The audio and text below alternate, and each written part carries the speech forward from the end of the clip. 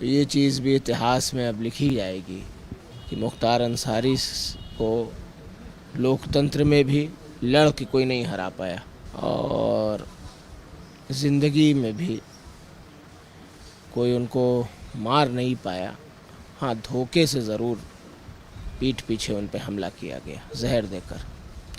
19 तारीख को जहर दिया गया, 21 को ही अदालत में डाल दिया था हम लोगों ने। तो 16 केस तो 7 साल में कायम हुआ है। 16 केस सिर्फ पापा पे, 14 केस मेरी माँ पे, 12 केस मेरे भाई पे, 6 केस मुझ पे, सब 7 साल में कायम हुआ है। तो 7 साल में हम लोग क्रिमिनल भी हो गए, सब कुछ हो गया, उससे पहले कुछ नहीं था। हम इस समय मोहम्मदाबाद में हैं और मोहम्मदाबाद में फाटक पे हैं। दरअसल फाटक उसे कहते हैं जहाँ पर अंसारी परिवार का गढ़ है, पैतृक आवास है। पर आज यहाँ पर मुख्तार अंसारी की मौत के बाद सभी लोग गमगीन हैं। हमारे साथ उमर अंसारी साहब हैं। उमर अंसारी जी, सीधा सीधा आप लोगों ने आरोप लगाया है कि ये जो मौत हुई है आपकी वालिद की, ये साजिशन है और इस पूरे प्रकरण में जहर दिया गया है। आपने लिखित रूप से भी कंप्लेंट किया है।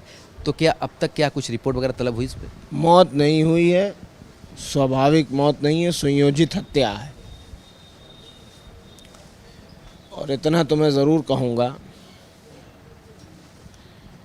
कि सामने से नहीं मारा गया है, पीठ पीछे मारा गया है, धोखे से मारा गया है। तो ये चीज़ भी इतिहास में अब लिखी जाएगी कि मुख्तार अंसारी को लोकतंत्र में भी लड़ के कोई नहीं हरा पाया और ज़िंदगी में भी कोई उनको मार नहीं पाया। हाँ, धोखे से ज़रूर पीठ पीछे उन पे हमला किया गया जहर देकर। 19 तारीख को जहर दिया गया, 21 को ही अदालत में डाल दिया था हम लोगों ने। उसके बाद सब आप लोग को पता ही है कि इलाज ना करना, वापस अस्पताल भेज देना, फिर एक 24 घंटे बाद उनको हार्ट अटैक आना, सब साबित करता है कि ये अपराधियों की, माफिया ब्रजेश सिंह, त्रिभुवन सिंह की जो अधिकारी उनसे मित्रता में हैं, दोस्त हैं, मैं नाम नहीं लूँगा, उन लोगों की और सरकार की, प्रशासन की सब मिली भगत से हुआ है। जेल में जहर पहुँचाया गया, जहर दिया गया, एक बार से ज़्यादा दिया गया ताकि सुनिश्चित हो जाए उनकी मौत। और इस्लाम धर्म को हम लोग मानते हैं, इस्लाम धर्म में जहर से मौत शहीद का दर्जा है इस्लाम में। तो हमारे मुताबिक तो वो इस दुनिया से बहुत अच्छी जगह जन्नतुल फिरदौस में मुकीम है इंशाअल्लाह, इसलिए हमें कोई गम नहीं है। जाहिर बात है कि उनके लिए बहुत बेहतर है, लेकिन हमारे तो वो सब कुछ थे। तो हमारे लिए तो इर्रिप्रेसिबल नुकसान है, रिप्लेस नहीं किया जा सकता, जिसको कहते हैं अपूर्ण क्षति। क्षति कभी पूर्ण नहीं हो सकती। अब आप लोगों का अगला एक्शन क्या होगा? किस तरीके से आप लोग नहीं, बहुत जल्दी है अभी ये सवाल, बहुत जल्दी है। जनाजा हुआ है, फातिया आज हुआ है, कल नमाज हुई, तदफीन हुई, अभी ठहर जाइए। अभी तो माननीय सर्वोच्च न्यायालय खुली भी नहीं है। अब अपनी लीगल टीम से हम डिस्कस करेंगे और देखेंगे क्या किया जा सकता है। ये सवाल अभी जल्दी है, इसके बारे में अनकरीब बताया जाएगा। उमर जी बताइए, आपके ऊपर भी कई मुकदमे हैं, अजीबोगरीब मुकदमे हैं। मेरे ऊपर मुकदमे तो 6 हैं, लेकिन 6 में सारे मुकदमे ऑलमोस्ट ऐसे हैं जो या तो बेलेबल हैं 3, और 3 मुकदमे ऐसे हैं जिनमें एक में मैं पैदा नहीं हुआ हूँ, एक में मेरी उम्र 4 साल की है जब मैंने एसडीएम साहब को धमका दिया है। 4 साल का बच्चा एसडीएम साहब को धमका सकता है? बिना पैदा हुए अपराध कोई कर सकता है? और तीसरा मुकदमा ये है कि भैया ने इलेक्शन में एक भाषण दिया है जिस पे उनके ऊपर तो एफआईआर किया ही, और वो भी गलत थी एफआईआर, और मेरे ऊपर उसी में ये एफआईआर में कर दिया, रोल दिखाया चार्जशीट में कि मैंने ताली बजा के उनको प्रोत्साहन दिया है। तो ताली बजाना भी मेरा अपराध है। तो इसी तरह के वेरी पिटी केसेस वेरी पिटी केस। केस और है जो गाड़ी बहुत स्पीड में जा रही थी। हाँ बताया ना, वही बेलबल धाराओं में ये तो 3 केस थे जो उनमें से किए। आपके लगाएं, वो हाकिम है, वो सरकार है। मेरी मदर पे झूठे मुकदमे हैं, मेरे बड़े भाई पे झूठे मुकदमे हैं, मुझ पर झूठे मुकदमे, पापा पर भी सब झूठे मुकदमे। एक आदमी जो 20 साल से जेल में हो, 50 मुकदमा उनके ऊपर जेल में लगा है, तो काहे बात के लिए जेल बनाए थे तुम लोग? जेल बनाए थे, जुडिशियल कस्टडी में थे और अपराध पे अपराध वो किए जा रहे थे। तो जवाब दीजिएगा कि नहीं नहीं, उस वक्त तो आपकी सरकार थी ना, तो आप अपराध कर लेते थे। तो 16 केस तो 7 साल में कायम हुआ है। 16 केस सिर्फ पापा पे, 14 केस मेरी माँ पे, 12 केस मेरे भाई पे, 6 केस मुझ पे, सब 7 साल में कायम हुआ है। तो 7 साल में हम लोग क्रिमिनल भी हो गए, सब कुछ हो गया, उससे पहले कुछ नहीं था।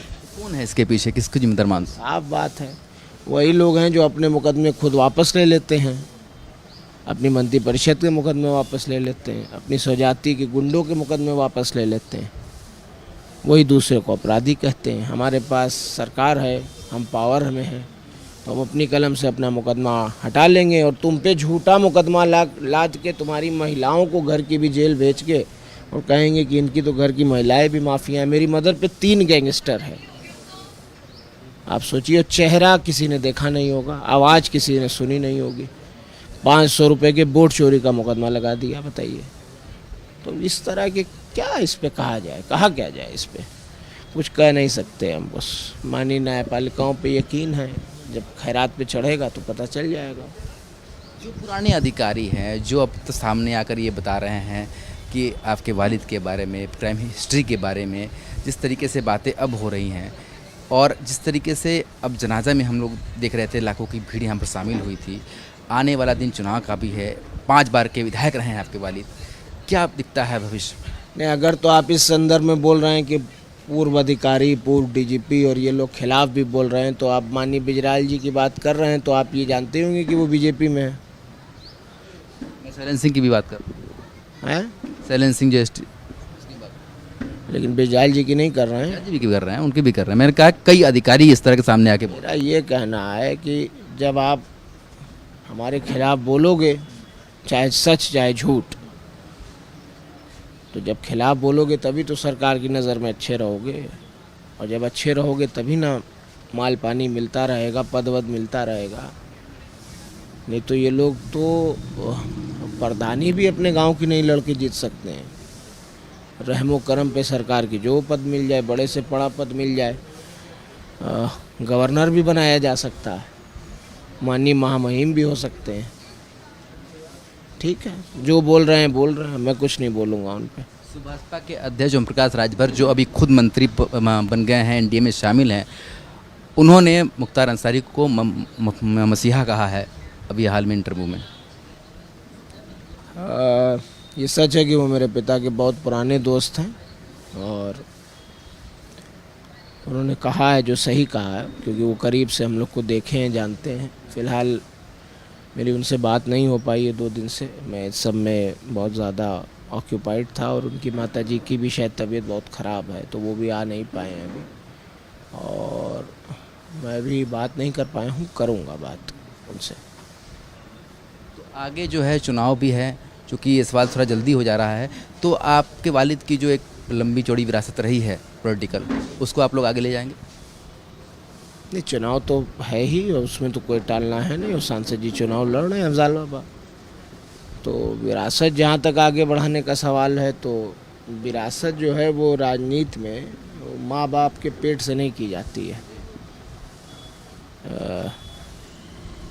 राहुल गांधी जी जो हैं बहुत संघर्ष कर रहे हैं रोड पर अपने आप को एक्सेप्टेंस दिलाने के लिए। भारत जोड़ो यात्रा की, फिर भारत जोड़ो न्याय यात्रा की। किसके बेटे हैं आप सोचिए आप, राजीव गांधी जी पूर्व प्रधानमंत्री के बेटे, इंदिरा गांधी जी के पोते, नेहरू जी के परपोते। तो राजनीति ये नहीं होती है कि हमारे पिता नेता थे तो हम भी नेता हो जाएंगे, हमारे दादाजी नेता थे तो हम भी नेता हो जाएंगे। राजनीति तो ये है कि अगर हम उस लायक होंगे तो जनता में एक्सेप्ट करेगी, और हम उस लायक निकले तभी हमको 2022 में मऊ से मेरे बड़े भाई अब्बास अंसारी लड़े और लगभग 50,000 वोट से चुनाव जीते। पूर्वांचल की सबसे ज़्यादा अधिक वोटों से वो चुनाव जीते। तो इसलिए ये कहना कि विरासत आगे बढ़ाएंगे कि नहीं तो समय बताएगा। और फिलहाल के चुनाव में अफजाल बाबा इलेक्शन लड़ रहे हैं, आगे क्या होगा वो बताया जाएगा। क्या इसका असर लोकसभा की बाकी सीटों पर पड़ेगा पूर्वांचल? अब ये कौन सी ऐसी चीज़ है जिसको आदमी ये कौन सी ऐसी चीज़ है जिसको आदमी उस पे देखे, क्या नाम है, राजनीति में नहीं देख सकता हो। तो ये है कि हम लोगों के लिए तो ऐसी क्षति है कि कभी ख्याल भी दिमाग का इस तरफ नहीं जाएगा कि इससे हमें राजनीतिक क्या लाभ और नुकसान है। चाहे लाभ हो चाहे नुकसान हो, हमारे लिए तो नुकसान ही नुकसान है। पिता सब कुछ होता है, पिता छत होता है, पिता आपकी रीढ़ की हड्डी होता है, सब कुछ पिता होता है। और मैं अभी 25 साल का ही हुआ हूँ, तो मेरे लिए तो बहुत बड़ा कम है, बहुत बड़ा कम। एक अंतिम सवाल आपसे पूछ लेते हैं कि आपकी रिकॉर्डिंग भी सामने आई थी जिसमें उनकी आवाज़ बहुत ही कम आ रही थी। जब हम लोग रिकॉर्डिंग को सुन रहे थे, जब रिकॉर्डिंग टीवी पे चला भी रहे थे, देख रहे थे, बहुत कम आवाज़ उनकी आ रही थी। आप लोगों की आवाज़ तो आ रही थी, उनकी आवाज़ बहुत धीमी आ रही थी। तो अमूमन ऐसा देखा नहीं गया है।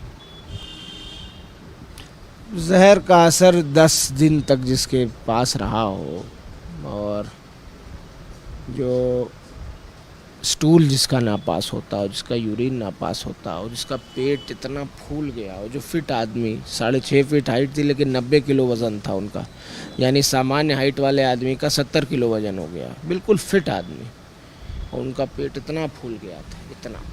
तो इसका क्या मतलब है? सही यही मतलब है ना कि जहर था, और उसकी तकलीफ़, उसकी जो रिपरकशंस थे, उसकी वजह से वो नहीं बोल पा रहे थे और तकलीफ़ में। तो उन्होंने तो रिकॉर्डिंग में कह ही दिया था, पहले ही अल्लाह ने उन्हें एहसास करा दिया था। उन्होंने कहा कि अल्लाह ने ज़िंदगी लिखी होगी तो ठीक, नहीं तो बॉडी यहीं रह जाएगी, रूह चली जाएगी। बॉडी चली जाएगी। हाँ, तो ये कहना मतलब तो बिल्कुल साफ बात है, अब स्पष्ट कह दिया था उन्होंने, और तब तक 3 घंटे बाद तो खबर ही आ गई।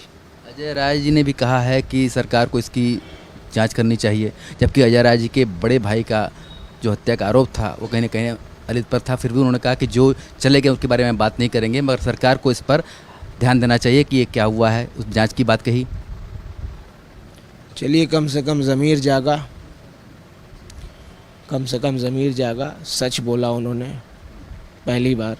पहले तो झूठ बोला है, इसलिए अब सच बोला है तो स्वागत है उसका। तो ये थे उमर अंसारी, जो खुलकर सारी बातें उन्होंने कही, और उनका साफ तौर पर कहना है कि उनके जो वालिद की हत्या हुई है कहीं ना कहीं से पूरी तरीके से साजिश है, और ये साजिश आज नहीं कल बेनकाबा होगी। पर अभी फ़िलहाल वो गमगीन है, जब कोर्ट खुलेगा तो वो अपना लीगल एक्शन जो है वो ज़रूर लेंगे।